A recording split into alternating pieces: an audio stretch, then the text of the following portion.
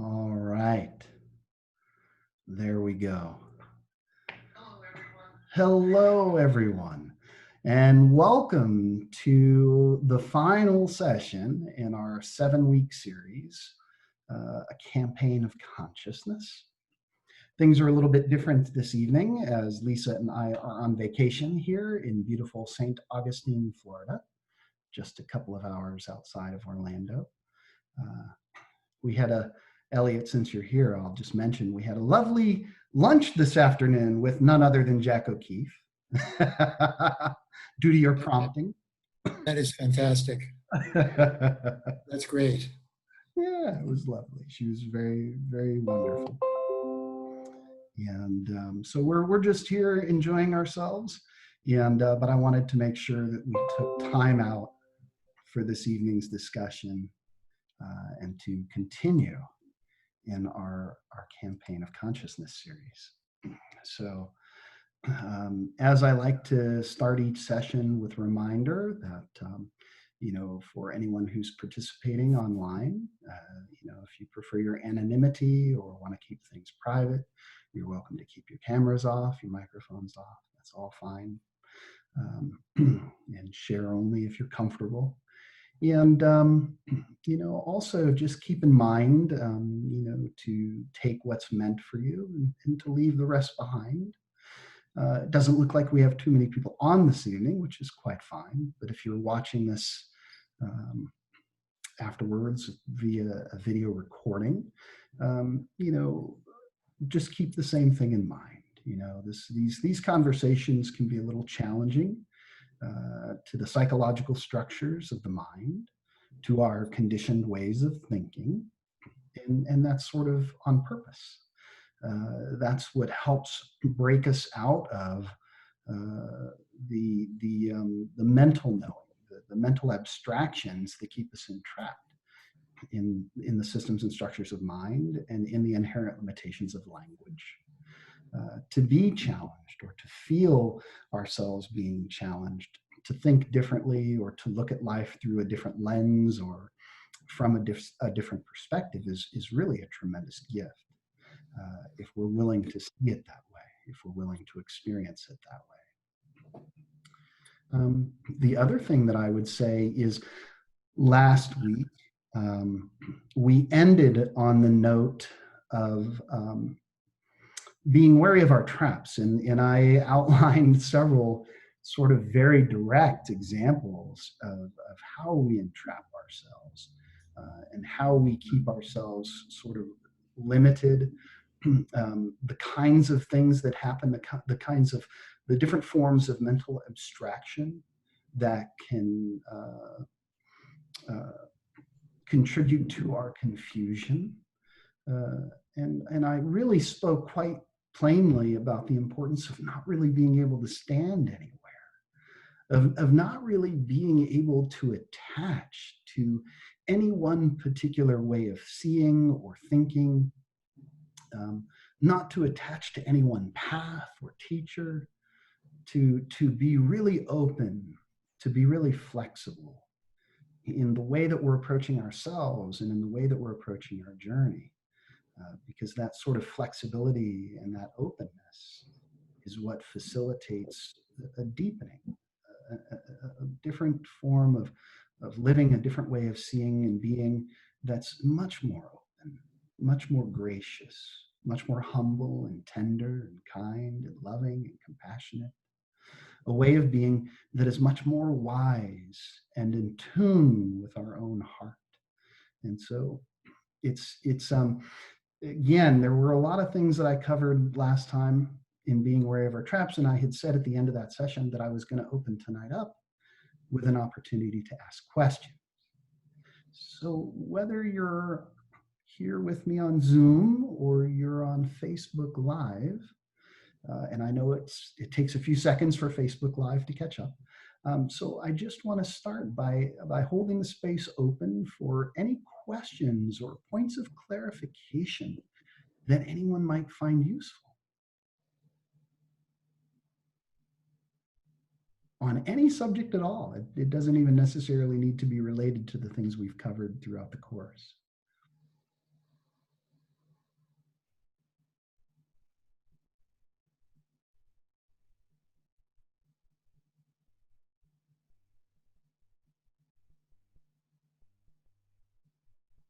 And I'm watching my image here on Facebook Live as it's just now saying the last thing I said. So a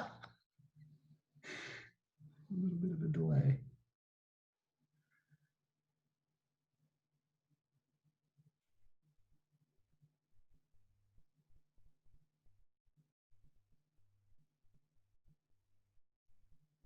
All right. Let me just recap on a few things then, and then I'll open it up again to questions. Maybe we can inspire some conversation. So far, as a part of this series, we spoke in our first session about tilting in the direction of awakening. And I was describing a spiritual awakening as a fundamental shift in conscious perception, right? How we see beyond language, beyond the limits of language. We have been conditioned to see words as things. We have been conditioned to construct a world of abstraction out of words, out of language.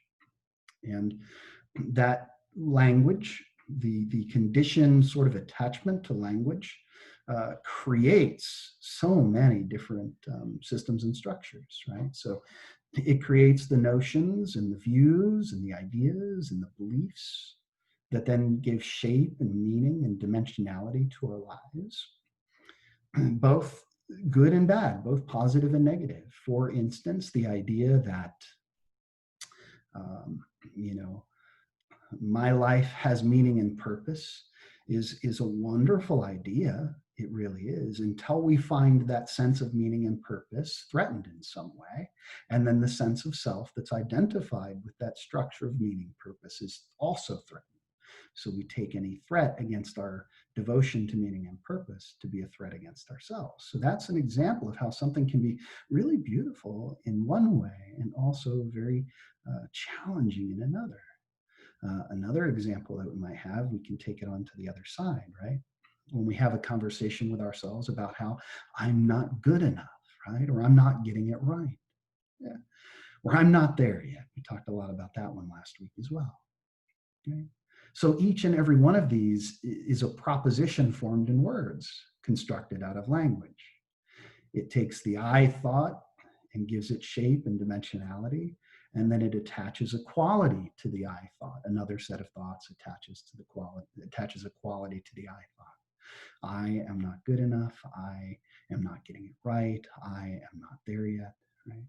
And in each and every case, if we look closely, the entire conversation we're having with ourselves is constructed out of language, and it only exists in language. And in the absence of language, so too do those beliefs themselves fall away. Yeah. So you often hear spiritual teachers, especially in non-dual traditions, talking about the value of silence. Yes. Because in that silence, in that wordless dimension of being, that's the place in which we're no longer limited or defined by words or language. That's why you also hear so many non-dual teachers or awakened or realized beings talking about how difficult it is to try to express this in language, how it's really quite impossible. Because what we're talking about is an experiential point of reference in our own being, something that's very direct and experiential. It is not something that can be captured in language. It can't be constrained. It cannot be constrained or contained by language. So that's a lot of what we spoke about in the very first session. To understand that a spiritual awakening is not a sort of transcendent mystical experience so much as it is a seeing through, right? Recognizing the transparency of mind and arriving at something that's just beyond the edges of mind, yeah? just outside of its purview. All right, I have a question here. That's wonderful. Okay. Do you need the self when making decisions? Since the self, okay, since that wants. do you need the self when making decisions, since the wants the makes the decisions? I'm having a little trouble with the question here. Let me see if I can just interpret what we're asking. That which makes decisions needs a self. Okay, so this is an interesting question, and it's a beautiful question. Let's slice and dice this a little bit in terms of the game of appearances, versus sort of the we could call it the objective reality that exists beyond the interpretive mechanics of mind. Right. So whenever we get into a conversation about self and not self, we're already in the mechanics of a duality, right? We're trying to define or limit or constrain or give meaning to our experience of reality. And one fundamental question within the experience of reality, within our experience of reality, is the question of the self. This is the central question. Now, non-dual teachers will often talk about the self from two perspectives, as if we could say that the self is a coin, and on one side we have the small self, right? The individual, independent sense of I that we take to be real and true, that which is constructed out of mind, right? And then on the other side of the coin, we have the self with a capital S. Yeah. And the self with a capital S is the felt sense of our own being, just the recognition of ourselves as this aware presence, without dimension, without form, without name, without labels, right? It's just it's isness. The quality of its isness is all there is to it, and it's an issue of presencing more than it is about trying to turn it into a thing, right? So on one side of this coin, we have a small self, right? We could call that the egoic self, right? And on the other side of this coin, we have the true self, the aware self, the presence of our own being. We could say things like that. Whenever we have these conversations, though, it's sort of a question of where are we at in our own understanding of the nature of self. If we're living on the small side of the coin, right, then there has to be a conversation about what's on the other side of the coin. And so there is an important conversation to be had about the small self versus the self with a capital S. You know, the larger self, the universal self, the uncontained, the limitless, right? But as we go through this process of investigation for ourselves, at a certain point, we need to throw the damn coin away. Which is really, it's central, right? To coming into deeper contact with that which is without shape, name, form, or definition. Because when we're having that conversation about, is there a self, is there no self, is there, a self with a small s versus a capital S? These are all constrained by language. They're ways that we're working to communicate with one another to share conceptual frames of reference. And it's beautiful to do that up until a certain point. That point, as I like to work with people to discover for themselves, is the point at which it causes, let's say, discomfort, dissatisfaction, suffering in our experience, right? When you hit that wall that says something like, in the context of decision making, right? What we'll often find ourselves asking is, am I making the right decision? Or how do I know how to make the right decision? Or what happens if I make the wrong decision? How can I avoid making the wrong decision? Yeah. Now, when we believe ourselves, when we're still sort of captured by the thought I as the dominant means of identification, that small I has these sort of questions. The mental I, the abstraction of I, has these sorts of questions because it sees itself or experiences itself as independent, right? As apart from, as separate. And when we're in that place, when we see ourselves independent and separate and apart from, then absolutely there are questions about, how do I make decisions? How do I get from here to there? How do I make sure that I make the right decision? And so there's a lot of sort of knowledge-based mechanics that go into that, right? What kind of research can I do? How do I intuit, to a certain degree, right? There are all these, what we could call strategies, right? There are all these sorts of strategies that we might apply to the process of decision making in order to make sure that we make the right decision and avoid making the wrong decision. But all of that is predicated upon the assumption that the self is independent and apart from and separate. Yeah. If we begin to sort of look very closely at the nature of the constructed mental abstraction of I and are able to see through it as a border or as a boundary established only in language and conditioned into our experience as a mental pattern, a formation, if we can see through that, what we begin to discover is the wholeness of life itself, right? That which is without borders, without boundaries, without limits. It doesn't have any single independent quality to be found anywhere.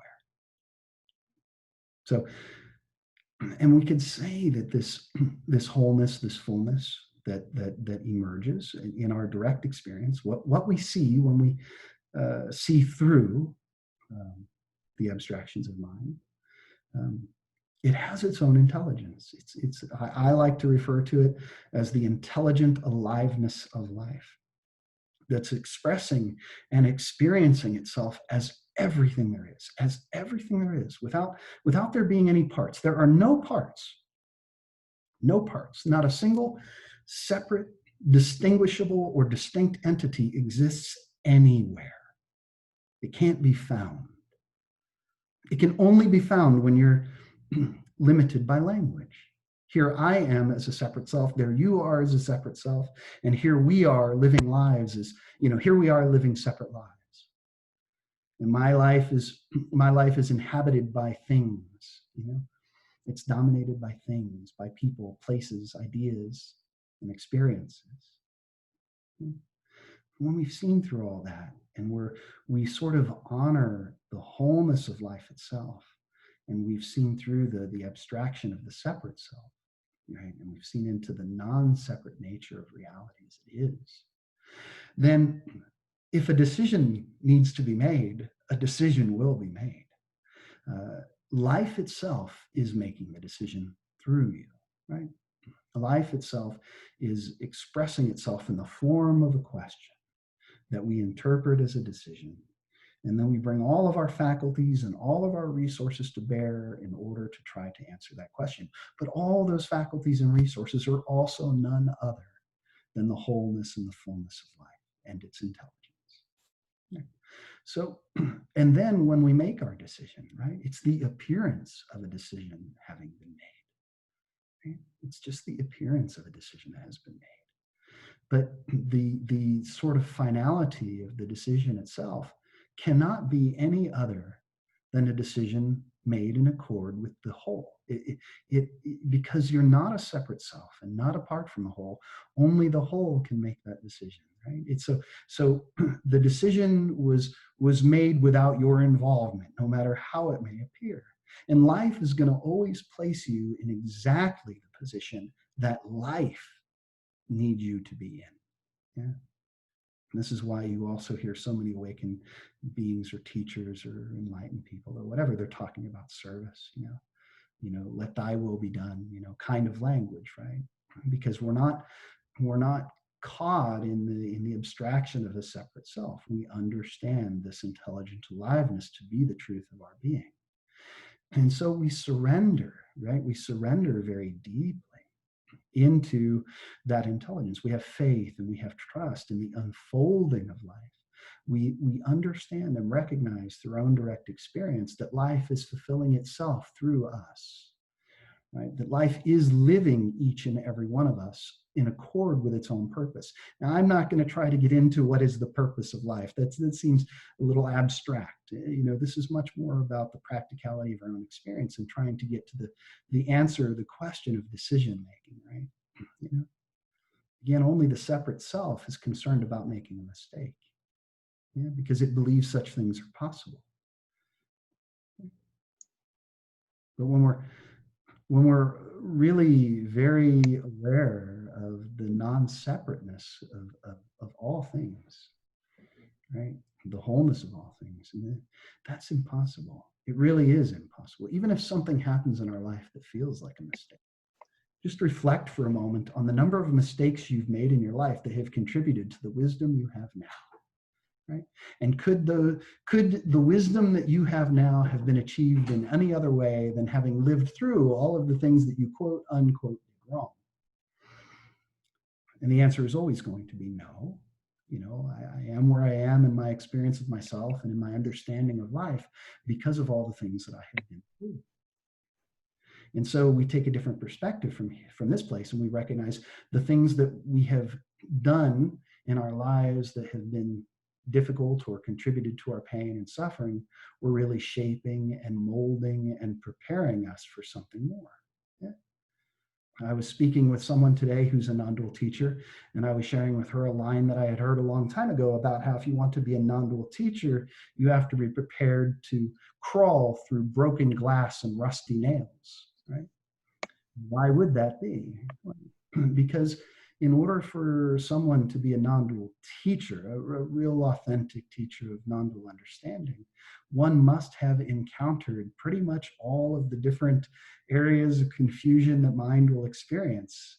And it has to have, that person playing that role must have experienced all those things themselves directly. Yeah. So each and every one of us is being shaped and molded to be of service to the wholeness and the fullness of who it is that we truly are. Yeah. And so the only real decision that we need to make in our lives, if I could say it that way, is the decision to find out who we are. Yeah. That's the most important decision, to bring all of our willingness, our openness, our earnestness, and our sincerity to answering the question, who is it that I truly am? And giving ourselves over to that, we have to want the truth more than we want to breathe. Because tonight's conversation, right, is about the dance of fear and surrender, right? If we really want the truth, right, the truth asks that we stand in complete uncertainty, that we stand in not knowing, right? That we're completely open to whatever life asks of us in any given moment. So there's nowhere to stand, and there's no one to be, and there's nothing to do. We're just here. And that's very terrifying to a mind that has committed itself to its individuality. Yeah. And is fearful of trying to fearful of getting things wrong. So does the self with a capital S need the small self in order to make a decision? The answer to that question is only if there's a distinction between the two. Yeah. But the small self is none other than the large self, the capital self, right? It's none other.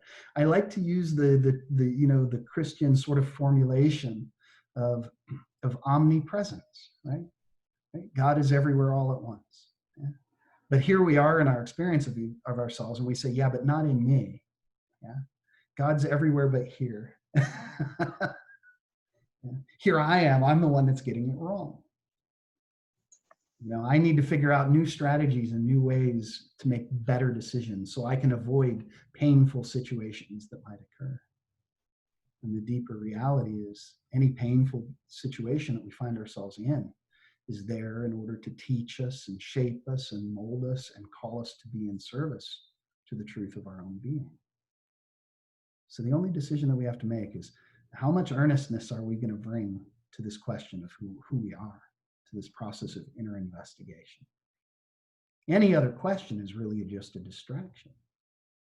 It's just the mind sort of trying to find something else to leverage or use as a vehicle for finding an answer, right?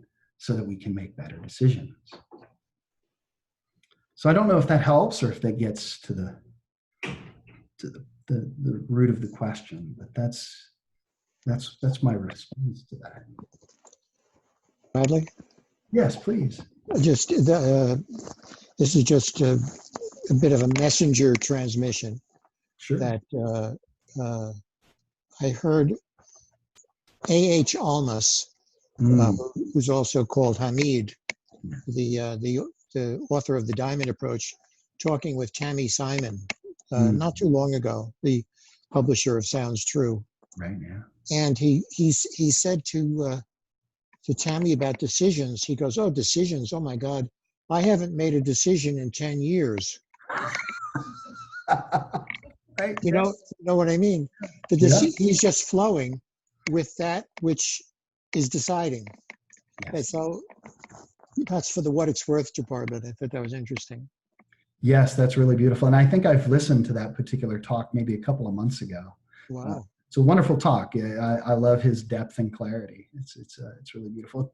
And just for those who are not familiar, Sounds True has devoted itself to sharing, all kinds of wonderful authors and spiritual teachers. And she does, Tammy Simon, she does interviews every week through a podcast called The Edge of, At the Edge, I think, something like that. Anyway, I highly recommend it. She speaks with a lot of very clear teachers, therapists, people who have really devoted themselves to this understanding and to sharing it and inviting other people into it. So yes, thank you for sharing that. And that's my experience too, right? Each and every day I have the experience of decision making, no question about it. Every single day, there are decisions being made all day long, right? And they appear to be happening within the context of Bradley, right? And that is sort of the way it looks. But at no point do I fool myself into believing that that's the actual way that things are moving. Yeah? My experience has shown me quite clearly that the non-separateness, that the wholeness, right? As we're emptied out, right? That the wholeness replaces any sort of idea of individuality that we may have.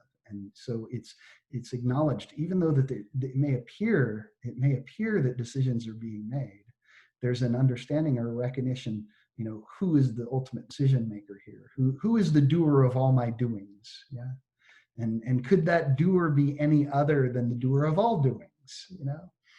And so it's, so we have to work within the context. Last week I was talking, and several times throughout this course, right, I've been talking about the play of paradox, and that both are equally true. Here I am making a decision and no decision is being made.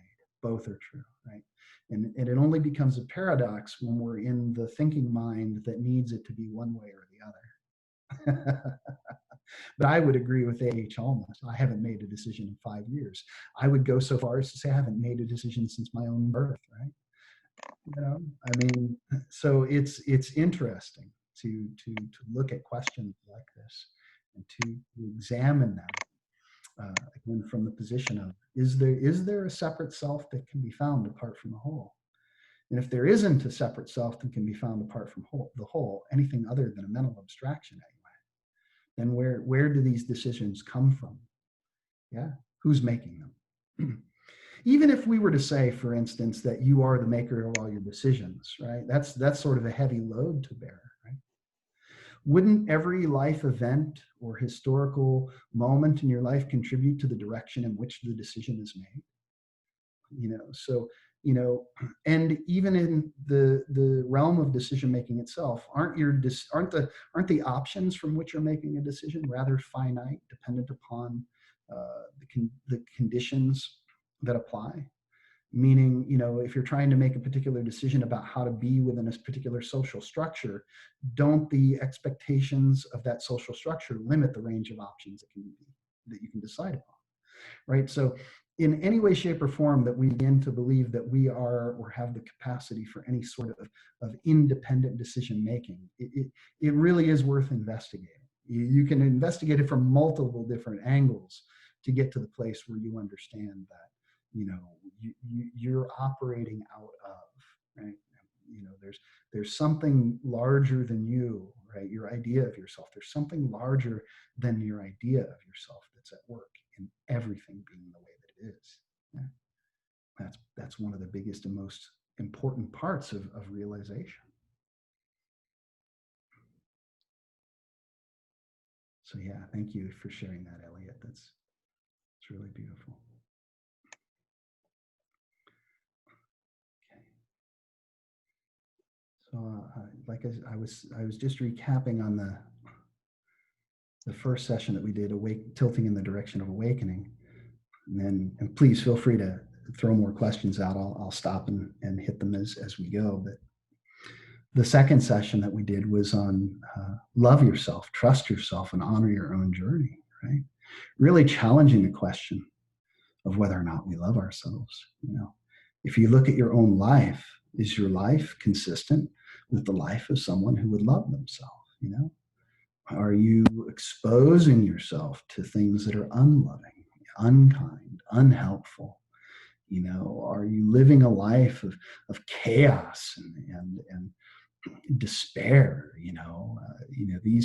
These are important questions to ask ourselves and to be honest with ourselves about, so that we can then begin to move more and more in the direction of self-care. Again, getting away from the idea whether there is or isn't a self. There is the experience of being, right? And within the experience of being, we talk about the importance of kindness, right? Why wouldn't you start by just being kind to yourself? By being kind and loving, tender with your own self, with your own experience of yourself, right? Just being very practical, Doesn't need to be an existential question. Just a very simple question. Am I living a life that demonstrates that I care about my own well-being, that I care about my own happiness? These are important questions. And really trusting, developing or cultivating a sense of trust in our capacity, our ability, the unfolding of our own being, to really develop and cultivate a sense of trust in the way that life is moving through us and offering itself to us, to really be present with that. And then to honor our own journey, because I was talking to somebody the other day who said, I really want to discover what the Buddha discovered. And I was very clear in saying, you will never, ever, ever discover what the Buddha discovered. You will only discover what is meant for you. So we can't live the life of another. Yeah. We cannot have the experience of another. It has to be, even the Buddha was very clear on this point. You have to experience it for yourself. These are just pointers. But it has to happen here for you. And so that's the truth of the matter, right? This isn't, this isn't something that anyone can do for you. The realization or the recognition of your own true being is not something that can be found through another, nor can it be found by walking the path of another. Now, I'm not going to say that isn't useful or helpful. Of course, it's useful and helpful to devote yourself to a path or a practice, but only for so long as it supports and nourishes your search, right? But at a certain point, your search for truth needs to be about the truth, not about someone else's interpretation of it. It needs to be your own discovery, uniquely suited to who you are and what your life has been about, and what life is asking of you, what it's calling you to be of, how it's calling you to be of service. So this is essential to honor your own journey. Yeah. You could sit in a room with 10 different non-dual teachers who are all very clear and very deep. And as they're speaking, they will all nod to each other and they will all say yes. But it sounds like they're saying very different things, but they're not. They're each honoring their own recognition, their own relationship with a deeper truth, with something they know to be more true than their ideas, their notions, their views, and their beliefs. Yeah. So honoring your own journey, really essential. So that was the second session. In the third session, we talked about mindfulness and meditation, yeah, and how to use several of these various techniques in order to experiment, right? In order to experiment within our experience of ourselves, and also, to create some distance, right, between the machinations of mind. Here I am. I'm experiencing the system of thought, and completely ingrained and entangled with those systems and structures of thought. So much so that I think myself to be my thoughts, right? But by practicing mindfulness and meditation, we begin to open up a bit of a distance between ourselves, this aware presence, this being, this quality of aliveness, the bare cognition, right? However we want to frame it, that's all fine. But we create some space so that we can see, oh, well, if I can see my thoughts, I'm not my thoughts. If I can witness it, if I can see it, then who's the I that sees it? You know? That's such an important question. So these tools, mindfulness and meditation techniques, they can be very helpful in giving us some space so that we can look and examine for ourselves. Now, they also give us tools that we can use when we find ourselves in great difficulty in our own experience, right? You go through some sort of painful event, right? A loved one walks out the door, or someone dies, or you lose your home, or whatever it may be. And so you're in this sense of overwhelm, and just being able to acknowledge the sense of crisis in your experience, and then to use centering techniques in order to just really inhabit the experience, to dwell in your own heart center, right? These are very powerful, very important ways that some of these techniques can come forward in our lives. And of course, to me, the most important one, and the one that I like to really highlight, is the importance of really breathing into the heart, really being present from the position of our own heart center, right? To make so much of our own work about opening the heart, dropping the mind down into the heart, clearing the mind and opening the heart. These are all different ways of saying it. But so many people, right? We have questions, right? Even things about decisions, right? What do I do? How do I do it? And we're busy trying to accumulate knowledge as a mind, right? So the more knowledge we have, the better we'll be able to make our decisions. But there's something more profound than knowledge. I said earlier in lunch with someone, we were talking, another non-dual teacher, and we were having this conversation, and I said, well, wisdom trumps knowledge. Wisdom always trumps knowledge. And when we open our hearts, it's like turning on the spigot of wisdom. Yeah. There's something emerges from the heart. The heart begins to feed wisdom, into the systems and structures of mind. We could say that the heart, when the heart opens, wisdom emerges naturally and begins to permeate absolutely every aspect of our experience. And so it's like even the thoughts, and the relationship that we have with ourselves, and all of it's infused with the wisdom of the heart. So a lot of these techniques, especially the heart breath and centering ourselves in the space of the heart, it's about discovering. It's about discovering what love really is, right? The kingdom of God is here, right? It's right in you. The ultimate treasure, right? X marks the spot, so we cross our hearts, goodness gracious. You can look in 1,000 different directions, and you can see this conversation about the importance of the heart center as fundamental or foundational to all of them. Yeah. So that's what we spent a lot of time in our third session on. And then we talked about facing and letting go of our pain. Yeah. So much of us we have wounds that have been unhealed. We have traumas that we've carried around for our whole lives. We have a lot of things that are happening unconsciously in our own experience because we've never taken the time to question what our conscious experience is about. We find ourselves sort of living our lives on automatic pilot. Yeah. And then we begin to notice there are certain themes that will repeat themselves in our lives.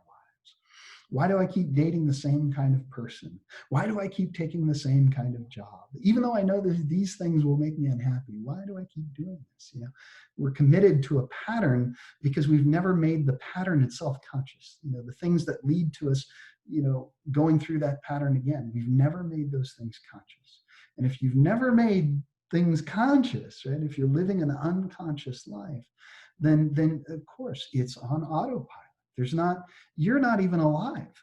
There's the movie or the show, The Walking Dead. I used to joke around about, if we're living an unexamined life, we are very much the Walking Dead. And we don't even know it. We're committed to the way life looks and is considered socially acceptable. And we're like, okay, yeah, that's living. And yet we're deeply disconnected, disillusioned, we're disappointed. We want things to be different than the way that they are. And, we're very committed to trying to change the world in order to suit our preferences. Yeah. But a lot of that is really coming from these wounded places, these parts of ourselves that we haven't been able or willing to explore, that we haven't had the capacity or the willingness to go into. And this is where most people fall down.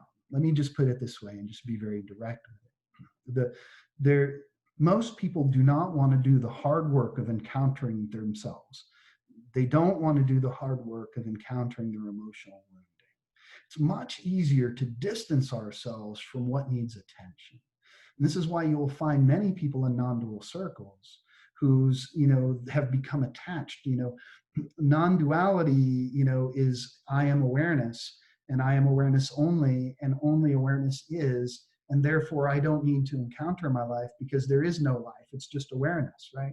Well, that's a really easy way to bypass and ignore and distance yourself from absolutely every aspect of your life that's calling for your attention, that's calling for your love.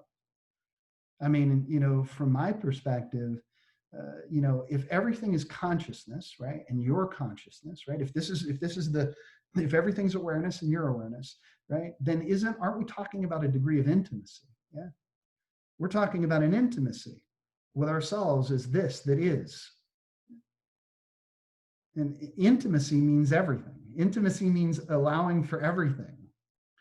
And so the intimacy that we're called to in this work is to be intimate with our entire range of experience, not just the in and out breath of I am awareness, but with everything that's coming and emerging alongside and with the in and out breath of I am awareness. I am awareness, and awareness is breathing in and out, and awareness is living life, and life continues to happen.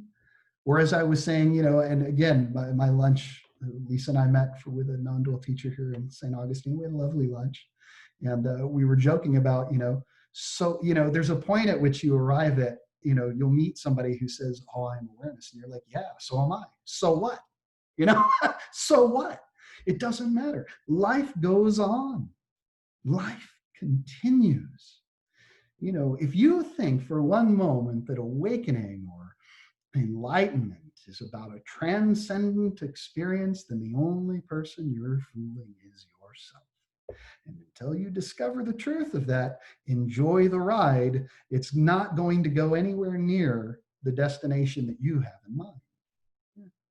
Again, we're talking about a complete intimacy with every aspect of experience, all the things we like and all the things that we don't like. That's where real willingness is coming forward. An earnestness, a sincerity in living life in all its ugly, raw, and demanding dimensions. Not just, having a kumbaya moment until your last breath. That's not what any of this is about. It never has been.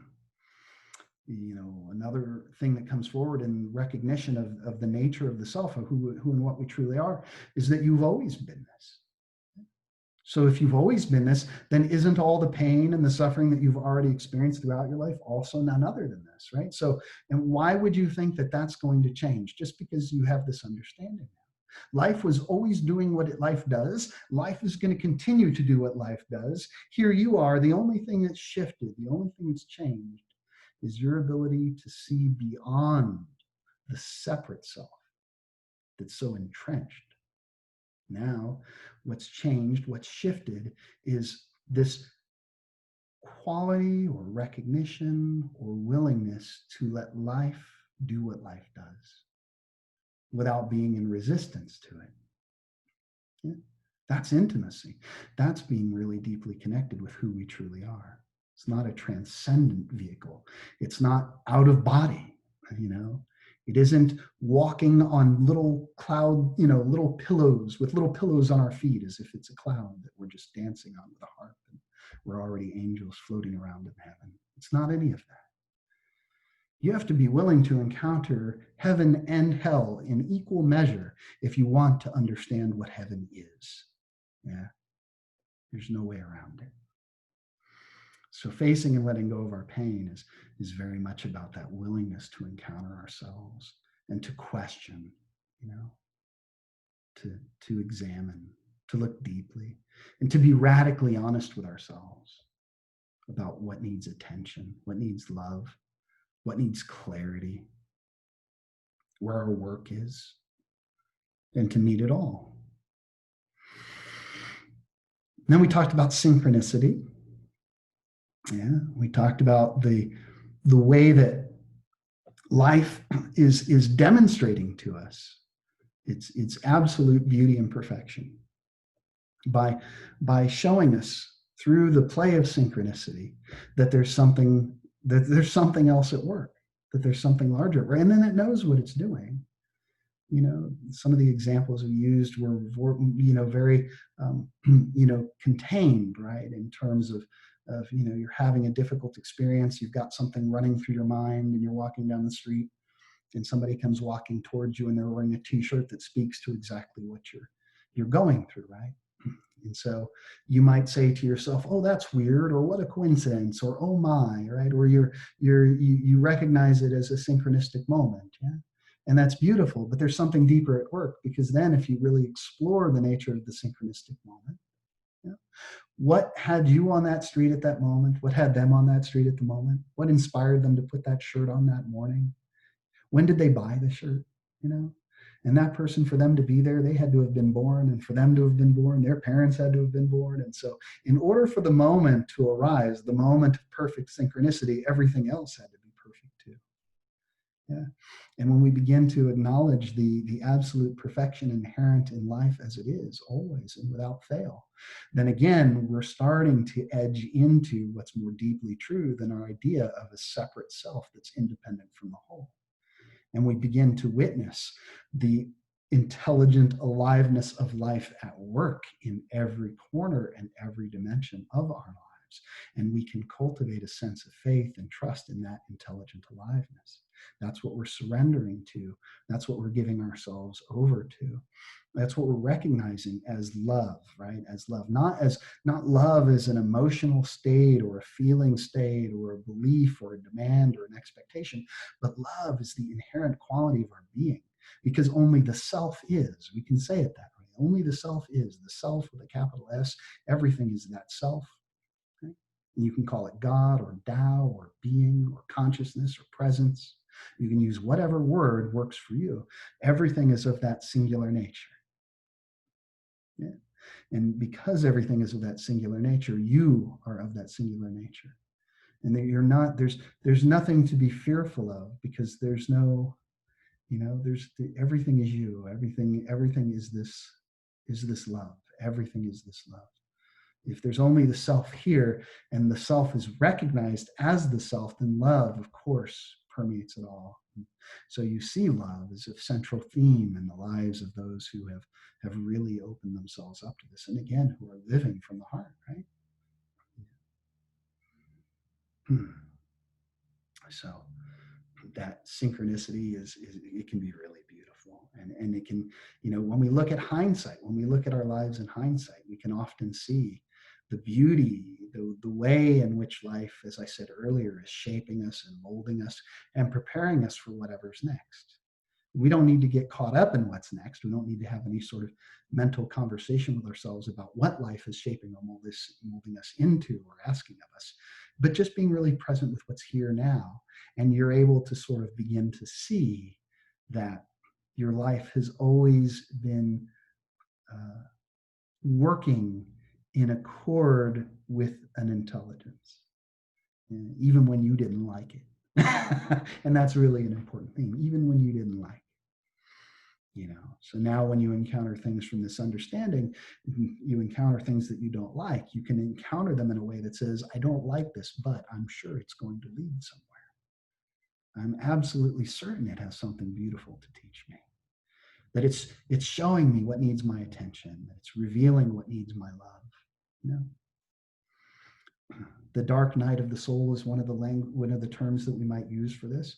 And, you know, we will encounter these kinds of relinquishing experiences over and over and over again throughout our lives. It doesn't matter how awake we are. We're always called to awaken more deeply. You know, we're always called to be of greater service to this that we are. And when our devotion is to being of service to this that we are, then we give ourselves over and surrender to this intelligence. And we go in whatever direction it takes us. Or as I like to say, we're just along for the ride. But you're along for the ride anyway. So it's sort of like you might as well embrace it and say yeehaw. So we talked about synchronicity. And then we also last week, we talked about being wary of our traps, right? And that's where I was going in depth with sort of a laundry list of all the different ways that we entrap ourselves and constrain ourselves and limit ourselves. Yeah.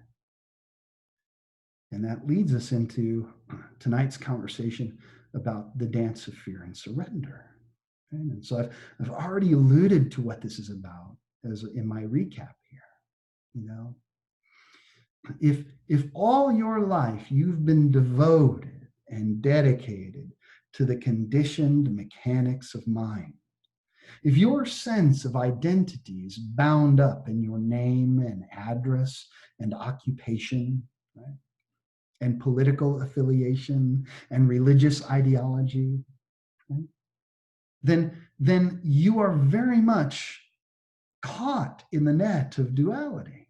Very much caught in the sense of a separate self, or the idea or the notion or the belief in a separate self. And this is how you have given shape to that separate sense of self. This is what keeps you bound up. The way in which we have allowed all the various forms of mental abstraction to become us. Yeah. And then someone comes along and they say to you, none of that's true. It's all founded on, these are steps along a conceptual ladder, or steps up a conceptual ladder. And the conceptual ladder gets more and more complicated the higher we climb, you know? And you wonder at a certain point why there's so much complexity, so much demand, why it's all so hard, you know?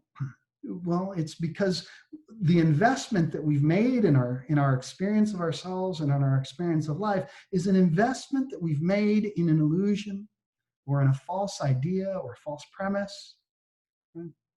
And ultimately, an illusion itself, it cannot be fulfilling. Alan Watts used to talk about how most people, it's like going to the restaurant, right? And instead of using the menu in order to order food, you eat the menu. You know, there's no nourishment in the menu, you know? So that's what most of us are doing. We're eating the menu. There's no fulfillment, there's no nourishment. And that's what we're experiencing. There's no nourishment in your life, then of course you're going to feel that. It's going to feel heavy and weighty and disconnected and difficult and challenging, you know, and that is not what life is about, and it's not what life needs to be. But you have to be brave enough in your experience of yourself to challenge the entire structure that's given birth to this identity. You have to be willing to do that kind of work within yourself. That's why I said earlier, you have to want the truth more than you want to breathe, not someone else's version of the truth or notion of the truth or belief about the nature of truth, but your own direct experience of truth as that which is without limit or boundary. Truth is that which cannot actually be defined through the mechanics of language. If truth is anything at all, it's the thing you can never quite get a hold of, ever. Because the moment that you feel like you've gotten a hold of it, it vanishes from your fingertips. And it keeps us off balance. The truth keeps you off balance. Why would the truth, if love is the essence or the nature of the truth, why would it keep you off balance? So that you will not invest in anything other than it. Do you understand? If your investment is in your idea of yourself or your idea of the truth or your idea of life, then you've invested in an illusion. You're taking part in a scheme, we could say. Yeah. And so what life does is life says, look, you know, I'm a mystery. Life says, I am beyond your ability to ever understand. I, the truth, can only be lived. That's all. I, the truth, can only be lived. And then the life says, anything other than the truth of being lived is an investment that you're making in something that's untrue. And every time you make an investment in something that's untrue, I'm going to poke you with a stick. Yeah. So that's that's what we experience so much in our lives. You're invested in something that's untrue, poke. Ow, that hurt. I don't like it. Okay, now what are you going to do? Are you going to continue to invest in what's untrue? Or are you going to begin to open yourself up to new ways of seeing and being that are not dependent upon or constructed out of falseness? That's really grounded in not knowing, really grounded in mystery, right? That's so essential. So absolutely essential. And so again, this is what this can do for somebody who's heavily invested in their idea of themselves. This can inspire great fear. Not just a moment of fear or a sense of fear. It can be a reoccurrent theme, right? You're walking in the mall and suddenly you have this insight, right? The insight comes and it goes, life is not found in material objects. Right? Poof, poof, life is not found in material objects. But here you are in the mall with 3 bags of material objects. Yeah. And suddenly you're like, wait a minute, I'm doing it all wrong. Right there, it's a moment of, a moment of fear. It's a reaction, right? It's a reaction to, uh-oh, I'm getting it wrong. Yeah. But really what it more so is this opportunity. Here's this insight, right? Here's this insight. Life is not, it's not found in these physical objects. Ah, yes, you're right. But at the same time, life itself is living itself through me and here present, right? And this is what's here. This is what's happening. This is what is. The isness of this is where I am. And you come into contact with the isness of life as it is in that moment. And you can hold all of it, right? You can allow for all of it. You can allow for, oh my God, I have all these material objects. Oh my God, I had this insight. It's not about material objects. Oh, look, now I'm actually responding to, it's not about material objects from this position of fear, saying, oh, I might be getting it wrong. And then you can watch and you can see how your mind is telling, oh, I always get it wrong. I'm always doing this. Oh, and you can watch the whole play. and be really present with all of it and know for yourself as a fact that none of it's true.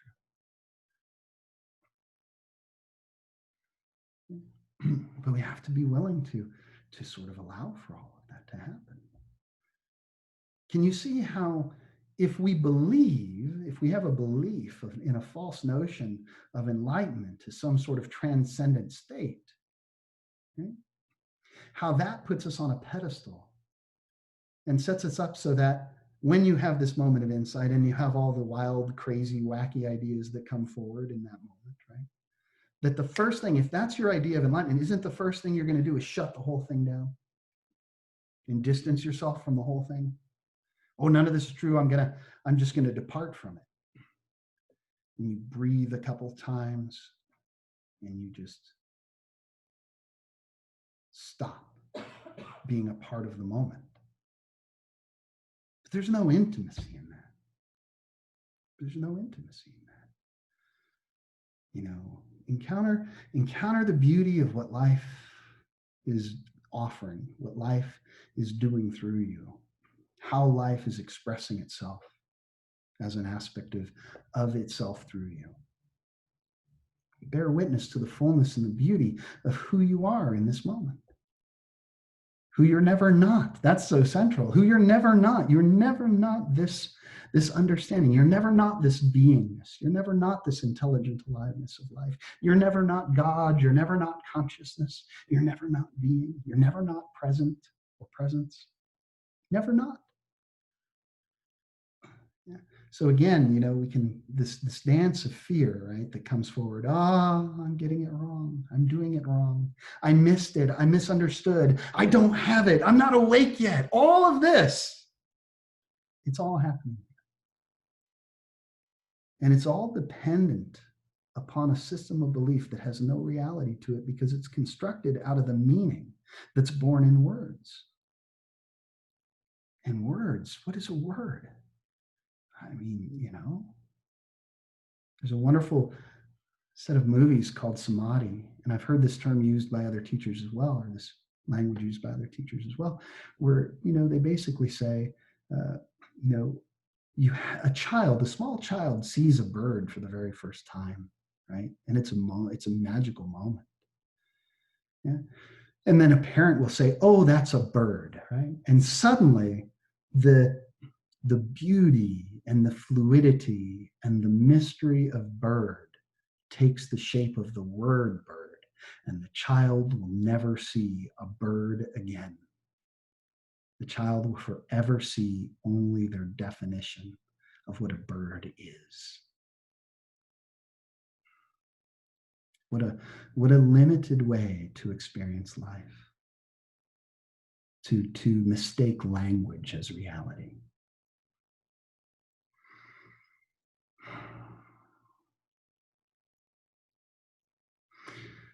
So this is, you know, when we're confronted with these kinds of things again, it can, okay, well, who am I without my idea of myself?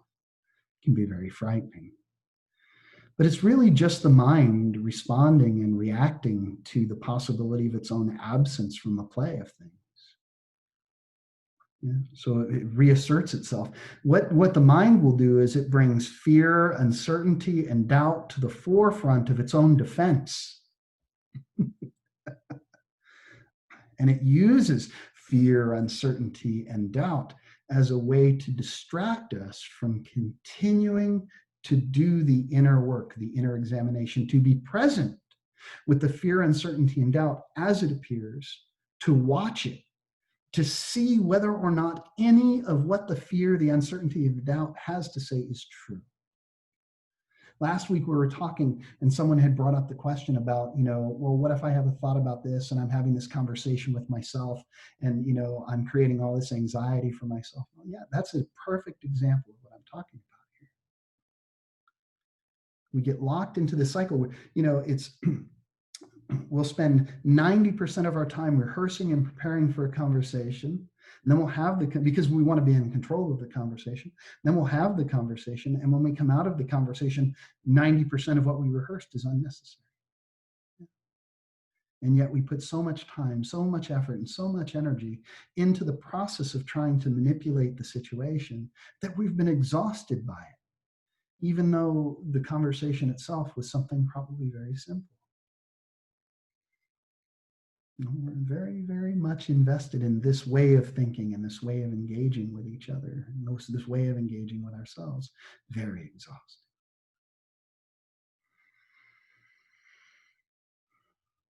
When we can be really present, oh, I'm not sure what's going to happen here. Oh my goodness, I'm not sure. Like, I can sit here and have a very, open conversation.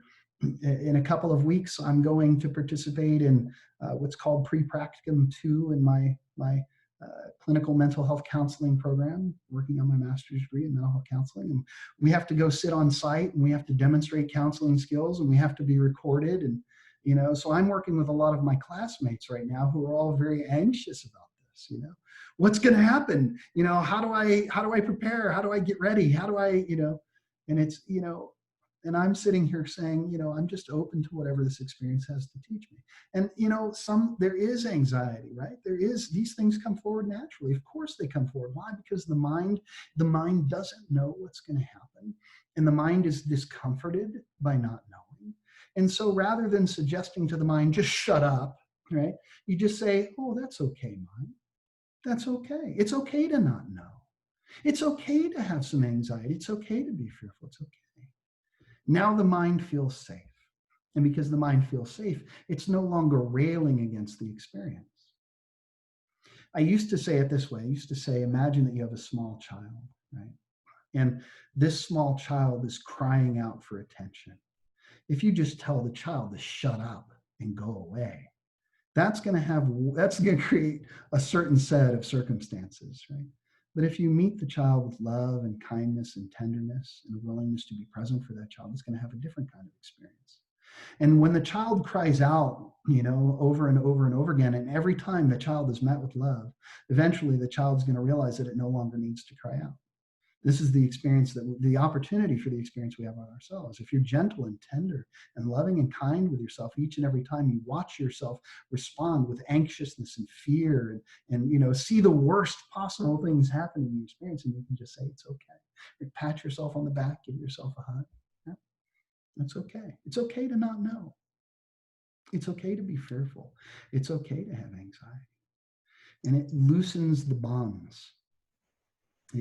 It lessens the impact that these things have on us. And in that process, we're also working within the domain of surrender. So this is the dance of fear and surrender. It's acknowledging and recognizing the fear and surrendering that fear into a deeper sense of trust and faith in the way of things. Yeah. In understanding and recognizing the inherent perfection or the intelligent aliveness of life, and to giving ourselves over to that. That's surrender, to give ourselves over to that, to give ourselves over to the absolute beauty of not knowing.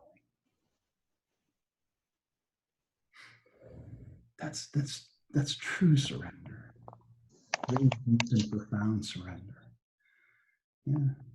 And I know people who they will interpret this term of surrender in terms of saying, I need to surrender this emotion or this feeling, or I need to surrender this thought or this idea, or I need to surrender this pattern or this. Right? And that's one way we can go about doing it. Right? But when we're in that mode of surrender, what we're surrendering is the thing.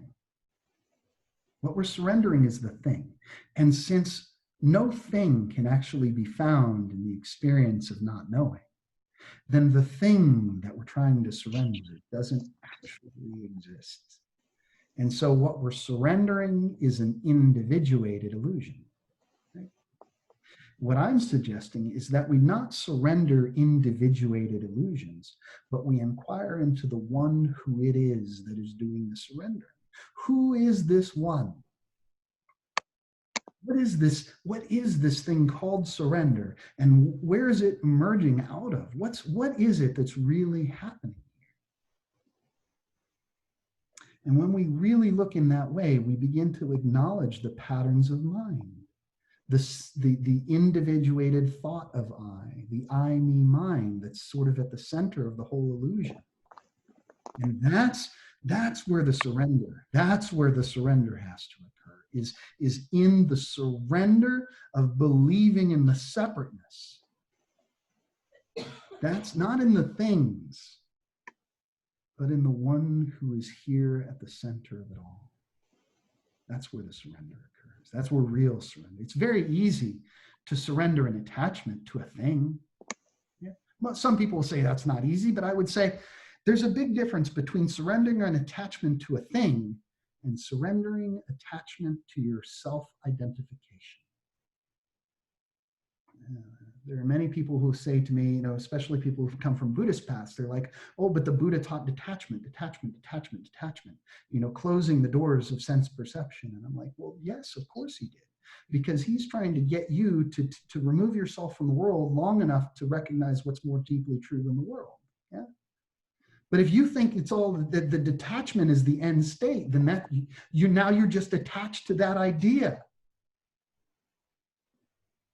There's no intimacy in being detached from everything. What we're really being forced into in those scenarios is, let's say, you're confronted with the idea that no separate self exists and that your entire identity is invested in a mirage, right?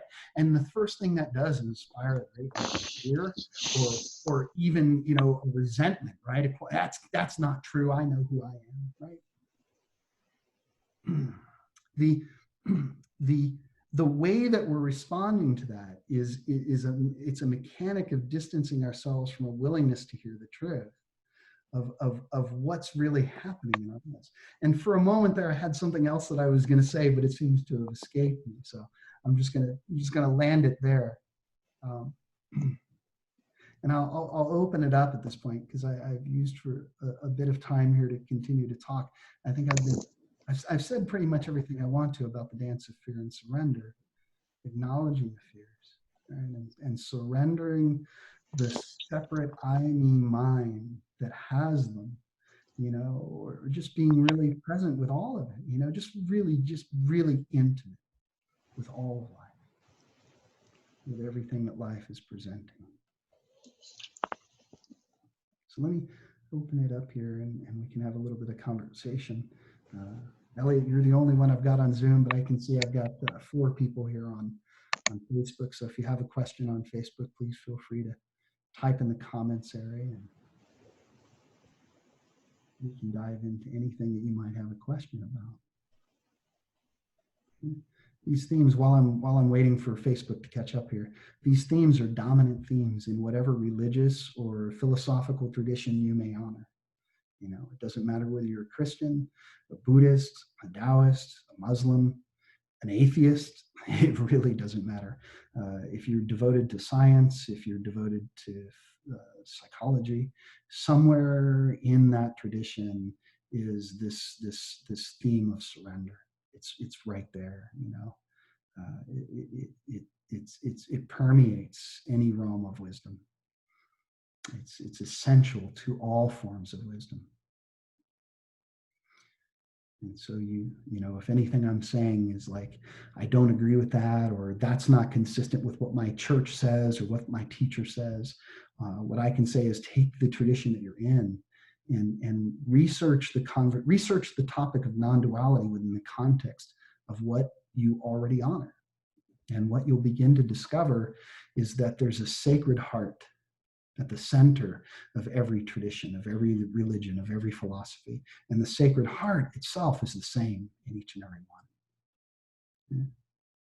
There are these memes that I used to see on Facebook, right, where it was a picture of like Jesus and Buddha and Krishna and a couple of them. They're all sitting around a table and they're looking down at Earth, and they're talking about how none of their followers get it.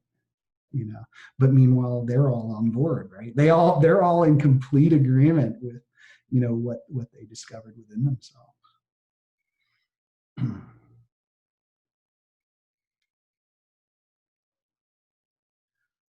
I'm not seeing any questions come up, which is fine.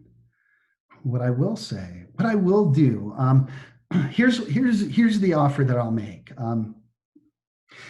If you're watching this, if you're online now and you don't have a question, that's fine. If something comes up for you later, or if you're watching this online, okay? What I would ask you to do is, over the course of the next week or two, go to awakeningintolife.com and click on the events, and you'll see this campaign of consciousness there. And there's an email address, I think, if I remember correctly. Just send me your question, right? Whatever questions you may have, whether it's related to the conversation we've been having or not, that's all fine. Whatever questions you have, what I'll do is at the end of, let's say at the end of a 2-week period, I'll collect all the questions and I'll just record one single video that's in response to any question that comes. So by that, what I'm suggesting is you have this opportunity on that website, in that location. Every video from the series is there. From the first video on tilting in the direction of awakening, which was a little clunky because it's only audio, and somebody had their mic open at the beginning, so there's some background noise at the very beginning of it. But that's there. Every single talk that's been given in this series, it's all right there on the website. So you're invited to go and go through these videos on your own time, at your own pace. And if you discover anything that you feel is a question, or something that you just want to get more information about, just send it all to me in an email, and I'll record sort of a closing conversation to address any sort of any threads that have been left unwoven, we could say. So that's what I would ask of anyone who has a question, or even if you have a point that you want to make, right? Or an idea or something you want to present. You want to end with a portion of a poem that I wrote? Sure, why not, Elliot? I'd be happy to hear that. All right. Okay. So this is I think I mentioned I spent 6 years with this great sage in India. And he was there in physical form, but you could never see his personality the way you can see people's personality. So this is the last 2 verses of the poem because it's a long poem. Okay. So and yet there's no one there. Oh, the poem is called A Useless Man. I love it already. And yet there's no one there. He can't be found. He's beyond time and space, beyond light and sound. There's no one there. He can't be found unless roots sink deep into the ground. There's no one there. He can't be found unless knowledge knows and love abounds. There's no one there. He can't be found because he's everywhere. He's all around. Yes, he can't be found. There's no one there. But if you're drowning in despair, he'll fill your cup even as you weep and lift you up with love so deep, you know for sure he's not apart. He's there embedded in your heart. With love so sweet and love so tender, he's found forever in surrender. Yeah, thank you for sharing that, Elliot. That's really beautiful. And I think that is a perfect summation of what the whole series is really about. This is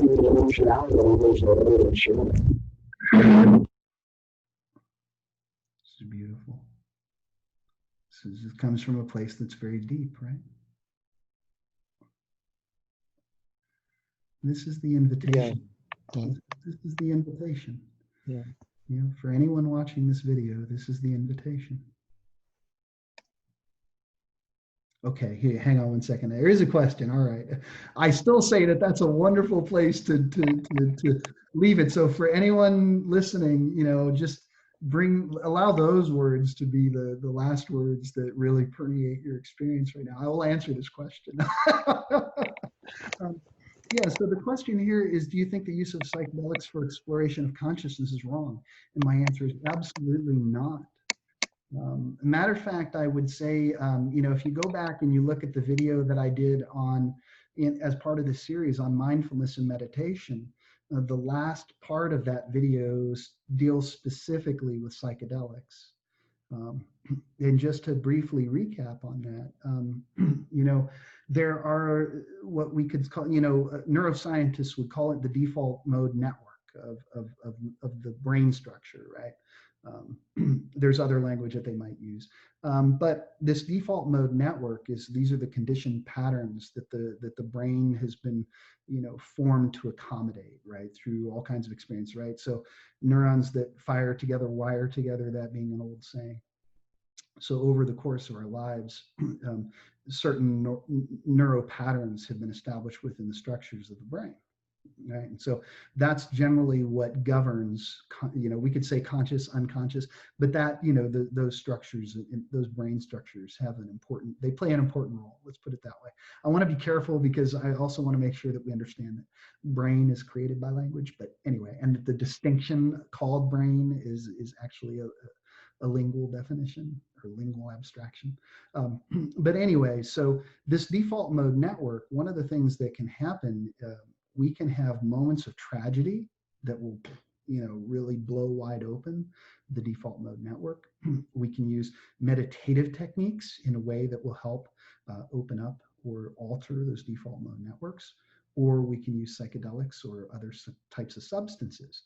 And, there's been a lot of neuroscientific study on this topic, especially over the last few years, of how do psychedelics alter the systems and structures of the brain in a way that allows for, we could say, non-normal states of consciousness, right?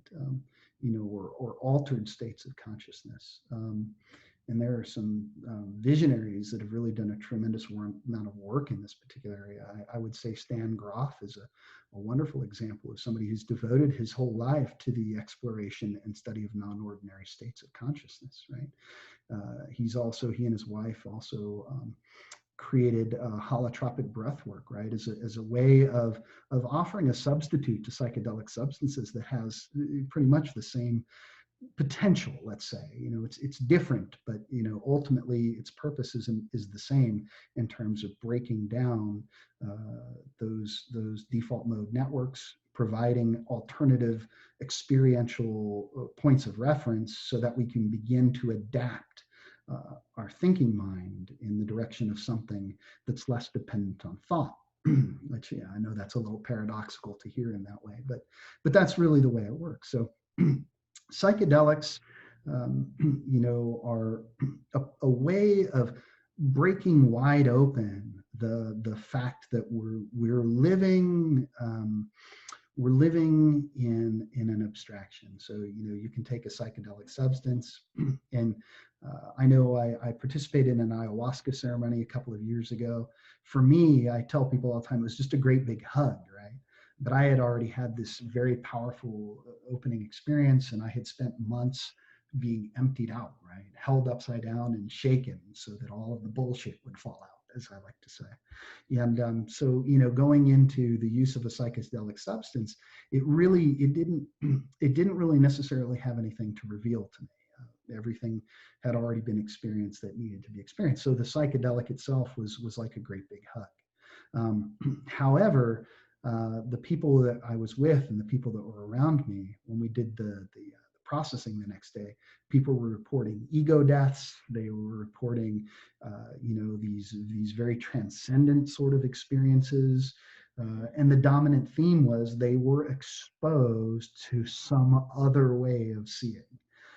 And they were trying to make sense, right? Because the mind is always trying to make sense of things. So they were in their minds trying to make sense of their experience. And so I was sort of just pointing that out to people, just sort of having it. To me, it was all just a wonderful adventure, right? It was a curiosity. How could I talk about psychedelic substances with people who want to discuss them if I haven't tried them myself, right? I need to understand what they elicit within the experience of our being in order to be able to speak experientially about them. I don't speak about anything in these sessions that isn't experiential. What would be the point, right? So, it was important for me to expose myself to some of these kinds of substances. And I think they can be profoundly helpful. We are also seeing, again, I'm working on a counseling master's degree. We are seeing within the field of psychology, within the field of counseling, that these sort of medicines, these substances can be absolutely profoundly life altering when it comes to dealing with trauma. I seem to remember referencing a documentary on Netflix, I think it was, or something like that, in the meditation video. There was a documentary that I referred to there. They were using MDMA, if I remember correctly. And you have two trained PhD therapists that spend several sessions preparing this person for their MDMA experience. These are people who went through such tremendous, if you watch the documentary, I mean, it's heartbreaking to see what people have been through. I know it was almost unbearable for me to watch what they had been through. But then they go through the use of the substance. There's just this they encounter their pain in a way they've never been able to encounter it before as a result of the substance.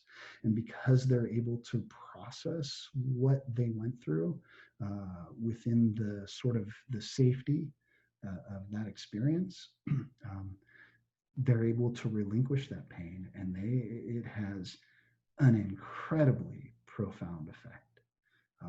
When I'm done with my master's program, I intend to go into a PhD program in transpersonal psychology at the California Institute of Integral Studies. And one of the things that I like about CIIS is the fact that they have a year-long program that they offer in psychedelic studies. And that's something that I want to add on to my work through them. I just think that this is a realm of opportunity for greater degrees of healing.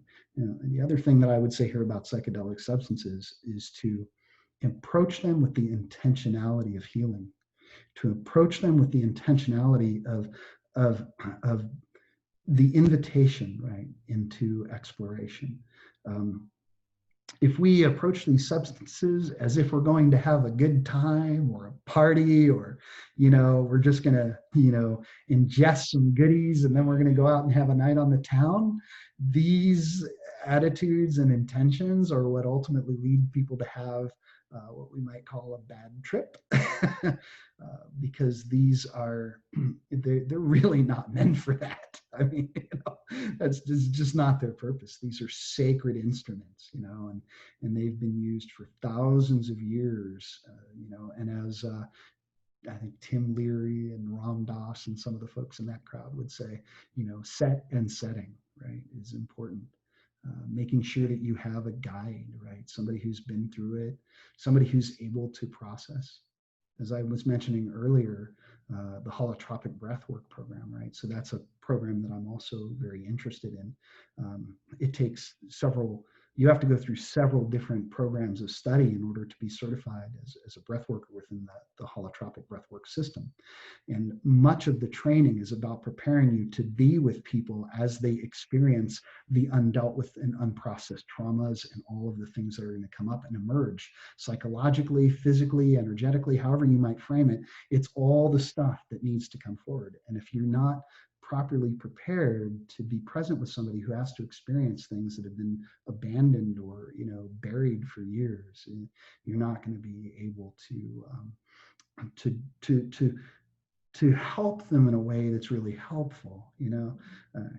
Most of us, if we haven't really received any formal kind of training in what offering real help is, we're trying to fix a problem, right? We perceive and attempt to fix a problem. Let me take your pain away. That's what we're trying to do. But any kind of real healing of work actually requires that we allow people to have their pain, that we allow them to really fully embody the terror, the horror, the absolute burden, right? We have to be able to give people the space to encounter all of the tragedy that has shaped and formed and molded and limited them. And if we haven't gone through these things ourselves, and if we haven't received the appropriate training to do this kind of work, it's, we're not necessarily in the best position to help or aid people. So it's a good idea to work with someone who has been in this place. Find somebody who's a shaman, or somebody who's really got a lot of practical experience with some of these substances.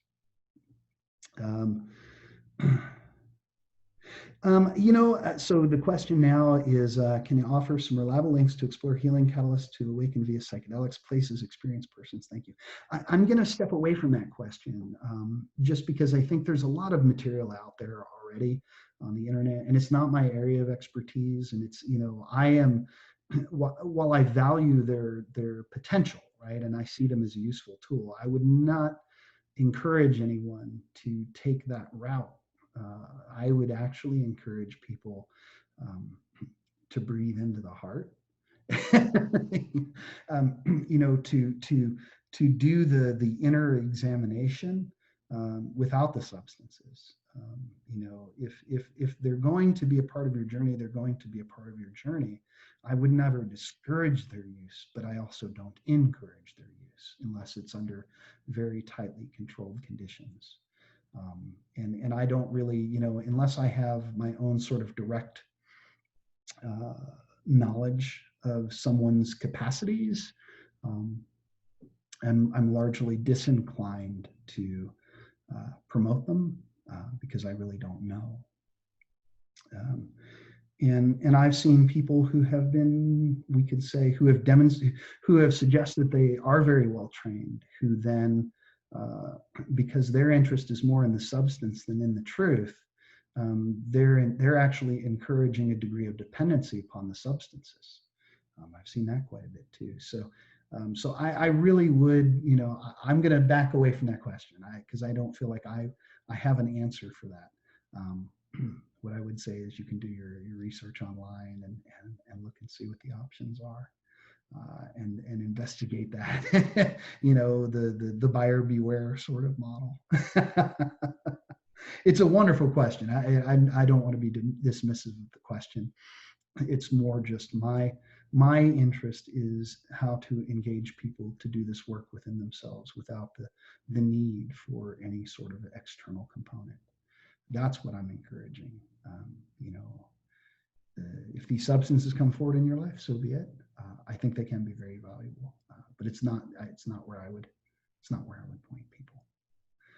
I have an interest in it because of its clinical and therapeutic value, but in a very tightly controlled setting. What else? Yeah, thank you. Great. Yeah. I said, I don't want to be dismissive. I usually prefer to answer people's questions very fully, but that one, maybe not so much.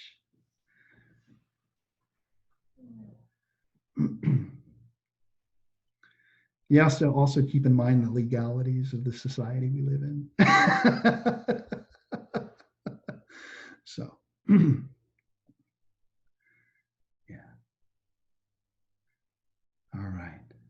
Well, again, I really want to, for anybody listening, to the video recording, I'd say, before you step away from your computer after listening to this, rewind a few minutes and listen to Eliot's little closing conversation points there from his poem, because that's a much more beautiful way of sort of wrapping up this whole series, right? Because this is, my goodness, this is about discovering the totality of your own being.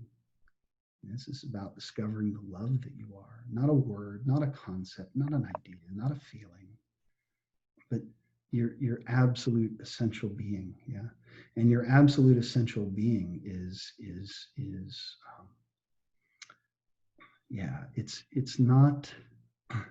it's not just you and your idea of yourself. It's not just you. You're not alone.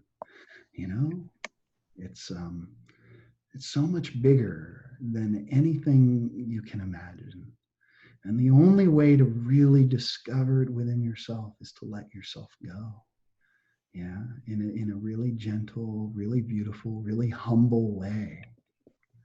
To let yourself go, to surrender everything that you're holding on to, everything that you're clinging to, everything that you're attached to, letting it all go in favor of this truth, of the mystery of being, the aliveness of life itself.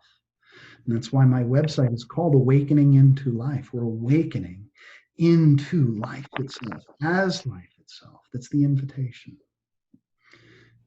So what Elliot shared there was really a perfect summarization of what this journey is about. And with that, it's really all I have for this evening. So I just want to say thank you all for allowing me to be a part of your journey. The last 7 weeks have been wonderful. Don't forget that there is an opportunity still at the end of this series to do a private one-on-one session, just to connect and see how things are going. If there's anything that you took away from this, or if there's anything else you'd like clarity on, or so there's still that opportunity. I'd also like to take a moment to plug, on the 22nd of December, I think it is, which is a Sunday, same time, right, 8 o'clock Eastern. I'm going to do a discussion on the life and teachings of Jesus, right, to really, bring this figure from history into the present moment from the perspective of awakened non-dual wisdom, and to highlight a lot of the ways in which we culturally limit or socially or religiously limit the potential of his teachings, and the lived expression, right, of his own surrender and sacrifice, right, to really understand what was at work for him in his own experience of his humanness, right. Often we take figures like Jesus and we elevate them, right, to a position of divinity, which makes it really convenient to say, well, I can't do what he did because I'm just a person, I'm just a human being. And he wasn't, he was the divine son, right? And it's sort of like, yeah, but you've missed the point. If you elevate a person beyond your ability to meet what they were inviting you into, you sort of defeated the entire message that they were offering. So it's just an opportunity to explore the life and the teachings of a man who discovered something so deeply within himself that he gave everything in service of it. So it's we talk about surrender. It's a great example. So again, I love you all. Thank you so much for these last 7 weeks. Thank you so much, Bradley. Yeah. Take care, everyone. Bye-bye. Bye.